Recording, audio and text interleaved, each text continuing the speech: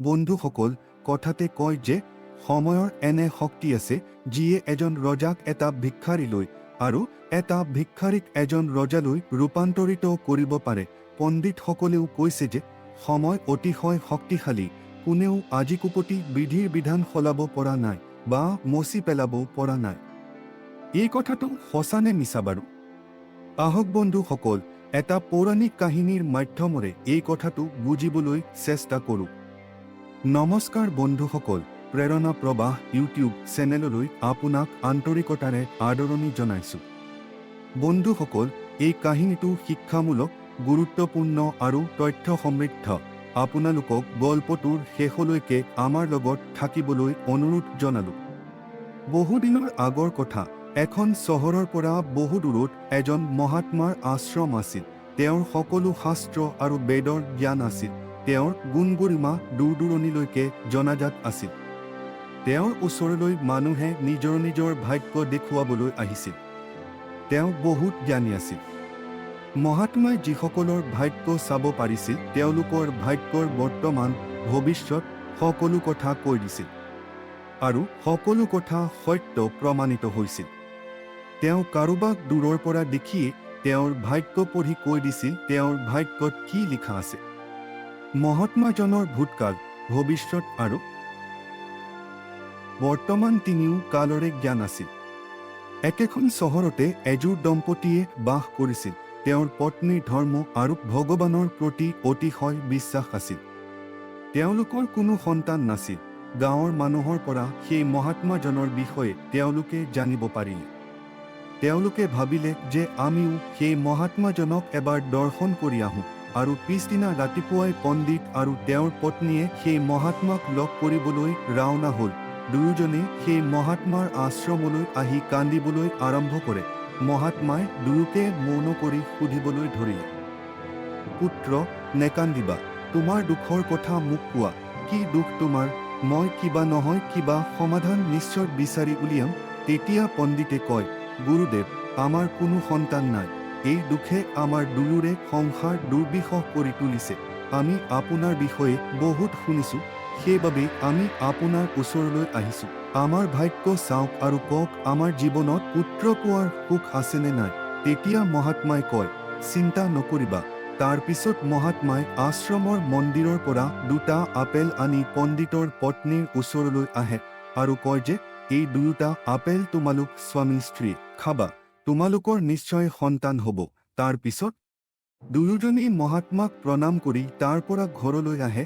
কেইমাহমানৰ পিছত মহাত্মাই কোৱাৰ দৰে এবছৰৰ পাছত তেওঁলোকৰ ঘৰত এজন পুত্ৰ জন্ম হয়। পণ্ডিত আৰু তেওঁৰ পত্নীয়ে বৰ সুখী হৈছিল। পণ্ডিতে তেওঁৰ পত্নীক কয় যে আমি কিয় মহাত্মাক এবাৰ আমাৰ ঘৰলৈ মাতি আনি সেৱা নকৰোঁ। তাৰ পিছত পণ্ডিতে মহাত্মাক ঘৰলৈ লৈ আনে আৰু তেওঁক সেৱা সৎকাৰ কৰে। আৰু পণ্ডিতে নিজৰ পুত্ৰৰ নামাকৰণ কৰি অৰ্জুন নাম ৰাখে। তাৰ পিছত পণ্ডিতে কয়, গুৰুদেৱ, আমাৰ সন্তানৰ ভৱিষ্যত এবাৰ চাওকচোন আৰু কওক, আমাৰ পুত্ৰইনো ভৱিষ্যতে জীৱনত কি কৰিব? তেতিয়া মহাত্মাই ক'লে, এতিয়া সি ডাঙৰ হওক, যেতিয়া 8 বছৰ হ'ব তাক মোৰ ওচৰলৈ লৈ আনিবা, তেতিয়া মই নিশ্চয় কম তাৰ ভাগ্য। এই কথা কৈ মহাত্মা তাৰ পৰা আশ্ৰমলৈ উভতি আহিল। লাহে লাহে সময় পাৰ হৈ গ'ল। পণ্ডিতৰ পুত্ৰৰ বয়স এতিয়া 8 বছৰ হ'ল। এদিন পণ্ডিতে নিজৰ পুত্ৰক সেই গুৰু আশ্ৰমলৈ লৈ গ'ল আৰু দেখিলে যে তাত মানুহৰ ভিৰ। তেতিয়া পণ্ডিতৰ পুত্ৰই সুধিলে যে, দেউতা, ইয়াত ইমান ভিৰ কিয়? ইয়াত কি হৈ আছে? তেতিয়া পণ্ডিতে সন্তানক কয় যে এই মহাত্মা এজন ত্ৰিকালদৰ্শী। তেওঁ ভৱিষ্যত জানে। এই সকলো মানুহ ইয়ালৈ আহিছে নিজৰ নিজৰ ভৱিষ্যত জানিবলৈ। তাৰ পিছত পণ্ডিতৰ পুত্ৰই সেই গুৰুদেৱৰ ওচৰলৈ গৈ গুৰুদেৱ বুলি কয়, গুৰুদেৱ, তুমি মোৰ ভৱিষ্যতো এবাৰ চাই দিয়া। সেই কণমানি শিশুটিৰ কথা শুনাৰ পিছত গুৰুদেৱে প্ৰথমে মানা কৰে, কিন্তু পিছত শিশুটিৰ অনিৰিধত মান্তি হৈ তাক কয়, পুত্ৰ, মই তোমাৰ ভাগ্য দেখিছোঁ, তুমি আহি মোৰ সন্মুখত বহা। তাৰ পিছত মহাত্মা সেই পণ্ডিত পুত্ৰৰ ভাগ্য চাবলৈ ল'লে। মহাত্মাই নিজৰ কিতাপখন খুলিলে আৰু তাৰ পিছত পণ্ডিতৰ পুত্ৰৰ কপাললৈ চালে। যেতিয়া তেওঁ গণনা কৰিলে, মহাত্মাই দেখিলে লিখা আছে যে পণ্ডিতৰ ল'ৰাটোৰ বিয়া হ'ব। এটা নিম্ন পৰিয়ালৰ ছোৱালীৰ লগত তেওঁ হ'ল উচ্চ জাতিৰ ব্ৰাহ্মণ আৰু তেওঁৰ পুত্ৰই নিম্ন বৰ্ণৰ ছোৱালীক বিয়া কৰাব। যদি এনেকুৱা হয় তেন্তে তেওঁৰ সমাজত কোনো সন্মান নাথাকিব আৰু কাকো মুখ দেখুৱাব নোৱাৰিব। মহাত্মাই এই সকলো কথা পণ্ডিতক বুজাই দিলে। এই সকলোবোৰ শুনি পণ্ডিতে ক'লে, গুৰুদেৱ, নাই নাই, মই এনে হ'ব নিদিওঁ। মই যেতিয়া গম পালোঁ, ভাগ্য সলনি কৰি দিম। মহাত্মাই আকৌ গভীৰভাৱে গ্ৰন্থ চালে আৰু গণনা কৰি জানিব পাৰিলে যে সেই গংগাৰ পাৰতে কিছু দূৰত এজন মাছমৰীয়াৰ পৰিয়ালে বাস কৰে আৰু এতিয়ালৈকে তেওঁৰ পৰিয়ালত 5 গৰাকী কন্যাৰ জন্ম হৈছে আৰু মাছমৰীয়াৰ পঞ্চমজনী কন্যা, যাৰ বয়স মাত্ৰ 3 বছৰ আৰু যাৰ নাম মাছমৰীয়াই শকুন্তলা ৰাখিছে। পণ্ডিতৰ পুতেকে সেই ছোৱালীজনীক বিয়া কৰাব।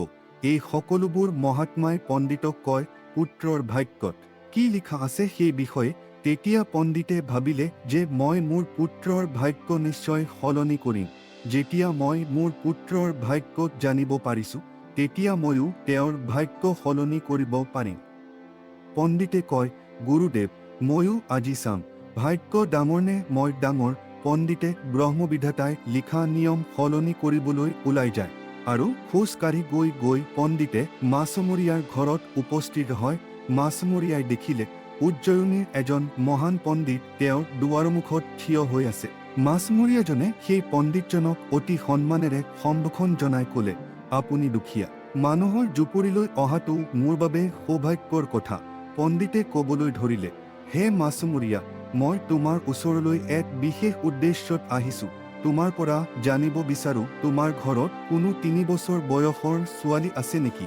তেতিয়া মাছমৰীয়াই ক'বলৈ ধৰিলে, হয়, এগৰাকী কন্যা সন্তানৰ জন্ম হৈছে আমাৰ ঘৰত, যাৰ বয়স এতিয়া 3 বছৰ হ'ব। পণ্ডিতে সুধিলে, তাইৰ নাম শকুন্তলা নেকি? মাছমৰীয়াই ক'লে, হয়, তাইৰ নাম শকিনতলা। পণ্ডিতে ক'লে, হে মাছমৰীয়া, মোৰ গুৰু এজন ত্ৰৈকালয়ৰ হৃদত, তেওঁ এটা মন্ত্ৰ দিছে। মই এই বাটেৰে গৈ আছিলোঁ আৰু মই দেখিছিলোঁ যে আপোনাৰ ওপৰত বহুত ডাঙৰ বিপদ আহিব লগা আছে। সৰু ছোৱালীজনী যেতিয়ালৈকে আপোনাৰ ঘৰত থাকিব, তেতিয়ালৈকে আপোনাৰ ল'ৰা সন্তান প্ৰাপ্তি নহ'ব। যদি আপোনাৰ ঘৰত পুত্ৰ সুখ পাবলৈ বিচাৰে, তেন্তে আপুনি আপোনাৰ সৰু ছোৱালীজনীক আপোনাৰ ঘৰৰ পৰা আঁতৰাই দিব লাগিব। পণ্ডিতৰ এনে কথা শুনি মাছমৰীয়াজনে ক'লে, পণ্ডিতজী, তাই এতিয়া নাবালিকা আৰু তাইৰ বয়স মাত্ৰ 3 বছৰ। পণ্ডিতে ক'লে, হে মাছমৰীয়া, যদি মই তোমাক এই কথাবোৰ ক'ব পাৰিছোঁ, তেনেহ'লে মই তোমাক সহায়ো কৰিব পাৰিম। পণ্ডিতে তেওঁক কয় যে মোৰ ঘৰত কোনো ছোৱালী নাই, তুমি এটা কাম কৰা, তুমি মোক তোমাৰ এই ছোৱালীজনী দি দিয়া, মই তাইক লালন পালন কৰিম আৰু যেতিয়া তাই ডাঙৰ হ'ব ভালদৰা বিচাৰি বিয়া পাতি দিম। তেতিয়া মাছমৰীয়াই পুত্ৰ সন্তান জন্ম দিয়াৰ হেঁপাহত শিশু কন্যাগৰাকীক পণ্ডিতক দি দিয়ে। পণ্ডিত মনতে বহুত সুখী হয় আৰু ছোৱালীজনীকলৈ তাৰ পৰা লৈ ওলাই যায়। পণ্ডিতে ভাবে যে যদি মই এই ছোৱালীজনীক হত্যা কৰোঁ, তেতিয়া মই শিশু হত্যাৰ পাপত দোষী হ'ম। তাৰ পিছত সেই ছোৱালীজনৰ পৰা মুক্তি পাবলৈ পণ্ডিতে এজন লোহাৰ মুষ্ট্ৰিৰ ওচৰলৈ যায় আৰু সেই লোহাৰ মুষ্ট্ৰিৰ পৰা তৈয়াৰী সৰু কাঠৰ বাকচ এটা লৈ আনে আৰু সেই বাকচটোতে তেওঁ ছোৱালীজনীক শুৱাই দি নদীৰ পানীত উটাই দিয়ে আৰু পণ্ডিতে ভাবিবলৈ আৰম্ভ কৰে যে এই বাকচটো কিছু দূৰলৈ উটি গৈ নিজে নিজে ডুব যাব আৰু এই ছোৱালীজনীও মৰি যাব। এইদৰে ছোৱালীজনীৰ পৰা তেওঁ মুক্তি পাব আৰু মই শিশু হত্যাৰ পাপৰ পৰাও বাচি যাম। আৰু পণ্ডিত নিজৰ ঘৰ পালেগৈ। কিন্তু এই পৃথিৱীত এনে কোনো ব্যক্তি আছেনে যিয়ে কাৰোবাৰ ভাগ্য সলনি কৰিব পাৰে? কাৰণ সেই ছোৱালীজনৰ ভাগ্যত দীৰ্ঘাদি লিখা হৈছিল, যাৰ বাবে সেই বাকচটো নদীৰ পানীত ডুব নগ'ল আৰু নদীখনে তাক কঢ়িয়াই লৈ যায় এখন গাঁৱৰ ওচৰৰ পাৰত লগাই দিয়ে। যেতিয়া সেই গাঁৱৰ এজন পণ্ডিতে ৰাতিপুৱাই গা ধুবলৈ আহে, তেতিয়া পণ্ডিতৰ নদীৰ পাৰত সেই বাকচটো দৃষ্টিগোচৰ হয়। পণ্ডিতে বাকচটো খুলি চাই ছোৱালীজনীক দেখা পায়। ছোৱালীজনীয়ে ভৰিৰ আঙুলি এটা চুপি আছিল। সেই পণ্ডিতজন নিঃসন্তান আছিল আৰু সেই ছোৱালীজনীক দেখি তেওঁ পণ্ডিতে ভাবিবলৈ ধৰিলে যে গংগাজীয়ে মোৰ ওচৰলৈ এই ছোৱালীজনীক কেৱল মোৰ সন্তান হ'বলৈ পঠিয়াইছে। আৰু মোৰ প্ৰাৰ্থনা গংগাজীয়ে গ্ৰহণ কৰিছে। আৰু এইদৰে পণ্ডিতজনে ছোৱালীজনৰ সৈতে নিজৰ ঘৰলৈ ৰাওনা হয়। যেতিয়া তেওঁ ঘৰত উপস্থিত হৈ সেই ছোৱালীজনীক তেওঁৰ পত্নীক দেখুৱাইছিল, তেওঁৰ পত্নীয়ে ক'বলৈ ধৰিলে যে আপুনি কাৰ ছোৱালীক লৈ আহিছে? বৰ ধুনীয়া ছোৱালীজনী। তাৰ পিছত পণ্ডিতজীয়ে ক'বলৈ ধৰিলে, গংগাজীয়ে আমাৰ প্ৰাৰ্থনা গ্ৰহণ কৰি এই ছোৱালীজনীক আমাৰ কোলাত আমাৰ সন্তান হিচাপে তুলি দিছে। আজিৰ পৰা তাই আমাৰ একমাত্ৰ ছোৱালী। আমি তাইক বহুত ভালকৈ লালন পালন কৰিম আৰু তাইক ভাল মূল্যবোধ দিম আৰু আমি তাইক একো অভাৱ অনুভৱ হ'বলৈ নিদিওঁ। পণ্ডিত আৰু তেওঁৰ পত্নীয়ে সেই ছোৱালীজনীক লালন পালন কৰিবলৈ আৰম্ভ কৰিলে আৰু এনেকৈ সময় অতিবাহিত হ'ব ধৰিলে। ছোৱালীজনীও লাহে লাহে ডাঙৰ হৈ আহিল। তাইৰ সৌন্দৰ্য বাঢ়ি আহিল, যেন তাই ইন্দ্ৰপুৰীৰ অপেশ্বৰী। এদিন পণ্ডিতৰ গৃহিণীয়ে পণ্ডিতক ক'লে, শুনা, আমাৰ ছোৱালীজনী এতিয়া ডাঙৰ হৈছে আৰু তাইও বিয়াৰ বয়স পালে। আপুনি ক'ৰবালৈ যাওক আৰু দৰা সন্ধান কৰি তাইক বিয়া দিয়া ব্যৱস্থা কৰক। এই কথা শুনি পণ্ডিতে নিজৰ একমাত্ৰ ছোৱালীজনৰ বাবে দৰা বিচাৰি যায়। যেতিয়া ওচৰত কোনো উপযুক্ত দৰা বিচাৰি নেপালে, তেতিয়া পণ্ডিতজীয়ে নিজৰ ছোৱালীজনৰ বাবে দৰা বিচাৰি বিচাৰি উজ্জয়িনী নগৰত উপস্থিত হ'ল। তেওঁ তাত মানুহক সুধিলে যে ইয়াত কোনোবা ব্ৰাহ্মণ পৰুৱাৰ আছে নেকি, যাৰ বিবাহ যোগ্য পুত্ৰ সন্তান আছে। পণ্ডিতক এজন লোকে সেই পণ্ডিতজনৰ বিষয়ে জনালে, যি জানে সেই ছোৱালীজনীক নদীত উটুৱাই দিছিল। তেওঁৰ এটা অতি সংস্কৃতিবান পৰিয়াল আছিল আৰু সেই পণ্ডিতৰ একমাত্ৰ পুত্ৰ আছে আৰু তেওঁৰ বয়সো বিয়াৰ উপযোগী। যদি আপোনাৰ কথা সেই পণ্ডিতৰ ওচৰ পায়গৈ, তেন্তে আপোনাৰ ছোৱালীজনী সেইসকল লোকৰ কথা শুনি বহুত সুখী হ'ব। পণ্ডিতে গৈ যেতিয়া তেওঁ ল'ৰাৰ ঘৰত উপস্থিত হৈ সেই পণ্ডিতজনক লগ পালে আৰু যেতিয়া পণ্ডিতজীয়ে নিজৰ ছোৱালীজনৰ সৌন্দৰ্যৰ কথা ক'লে আৰু পণ্ডিতক তেওঁৰ অহাৰ উদ্দেশ্যৰ কথা ক'লে, মোৰ এগৰাকী ছোৱালী আছে আৰু আমি তোমাৰ ল'ৰাৰ লগত তাইক বিয়া কৰাব বিচাৰোঁ, তেতিয়া পণ্ডিতজনো বৰ সুখী হৈছিল যে মোৰ ল'ৰাৰ ভাগ্যত যি লিখা আছিল সেয়া এতিয়া সলনি হৈছে আৰু এজন ব্ৰাহ্মণে নিজৰ ছোৱালীক বিয়া কৰাবলৈ পৰিকল্পনা কৰিছে। এনেকৈ কিছুদিন পিছত সেই দিনটো আহে যেতিয়া পণ্ডিতৰ জীয়েকৰ বিয়া আৰু সেই পণ্ডিতৰ ল'ৰাটোৰ বিয়া হ'ব। তাৰ পিছত সেই পণ্ডিতে পুত্ৰৰ বিয়াৰ শোভাযাত্ৰা লৈ সেই পণ্ডিতৰ গাঁৱৰ ফালে গৈ ভাবি থাকে যে তেওঁ বিপদত পৰা পুত্ৰৰ ভাগ্য সলনি কৰি পেলাইছে। যিজন ব্যক্তিৰ ভাগ্যত যেনেকৈ লিখা হৈছে সেইটো তেওঁৰ ভাগ্য হিচাপে স্থায়ী, গতিকে হোৱাটো নিশ্চিত, যিমানেই চেষ্টা নৰকক কিয়। কিন্তু ভাগ্যৰ লেখাবোৰ কোনেও মচি পেলাব নোৱাৰে। এইগৰাকীয়ে সেই একেজন মাছমৰীয়াৰ কন্যাক এইজন পণ্ডিতৰ কন্যা হৈ সেই পণ্ডিতৰ পুত্ৰক বিয়া কৰাবলৈ সাজু হৈছে, যাক পণ্ডিতে পানীত উটাই দিছিল। তাৰ পিছত ছোৱালীজনী পণ্ডিতৰ পুত্ৰৰ লগত বিয়া হয় আৰু এইদৰে ছোৱালীজনী পণ্ডিতৰ ঘৰলৈ আহে। ধুনীয়া স্বামী পাই তাই সুখী হৈছিল আৰু পুত্ৰৰ ভাগ্য সলনি কৰি দিয়াত পণ্ডিত সুখী হৈছিল। তাৰ পিছত এদিন পণ্ডিতৰ পুত্ৰই কিছুদিনৰ বাবে উজ্জয়িনীৰ পৰা ওলাই যাব লগা হৈছিল। তেওঁৰ পুত্ৰক সহায় কৰিব বিচাৰিছিল। তেওঁ নিজৰ বোৱাৰীক লৈ সেই মহাত্মাৰ আশ্ৰমলৈ যায় আৰু গুৰুদেৱক কয় যে মই বিধিৰ বিধান সলনি কৰি দিলোঁ। এই কথা শুনি গুৰুদেৱ মুচিকিয়াই হাঁহিলে। পণ্ডিতে গুৰুদেৱক হাঁহি থকা দেখি সুধিলে, গুৰুদেৱ, আপুনি কিয় হাঁহিলে? তেতিয়া গুৰুদেৱে পণ্ডিতক ক'লে, এইজনীয়ে সেইজনী ছোৱালী যিজনীক তুমি নদীত উটুৱাই দিছিলা। এই কথা শুনি পণ্ডিত চেতনাহীন হৈ গ'ল। নদীত উটাই দিয়া ছোৱালীজনী কইনা হৈ মোৰ ঘৰলৈ কেনেকৈ আহিল? তেওঁ শকুন্তলাক সুধিলে, ছোৱালী, তুমি তোমাৰ মা দেউতাৰ একমাত্ৰ ছোৱালী নহয় জানো? হয় দেউতা, মোৰ আচল মা দেউতা বৰ নিৰ্দয়ী আছিল, যিয়ে মোক সৰু বয়সতে গংগাত উটাই দিছিল আৰু এই নতুন পিতৃ মাতৃয়ে মোক নতুন জীৱন দান দিয়াৰ দিনৰে পৰা তেওঁলোকে মোৰ পিতৃ মাতৃ হৈ আহিছে। পণ্ডিতে গম পালে যে তাই সেই মাছমৰীয়াজনৰে ছোৱালী, গতিকে পণ্ডিতে শকুন্তলাৰ পৰা মুক্তি পাবলৈ এটা কৌশল উলিয়াই পুত্ৰৰ বোৱাৰীক ক'লে, বোৱাৰী, যদি তুমি প্ৰথম সন্তান হিচাপে ল'ৰা এটা পাব বিচাৰা, তেন্তে তুমি মোৰ লগত সাগৰত যাব লাগিব।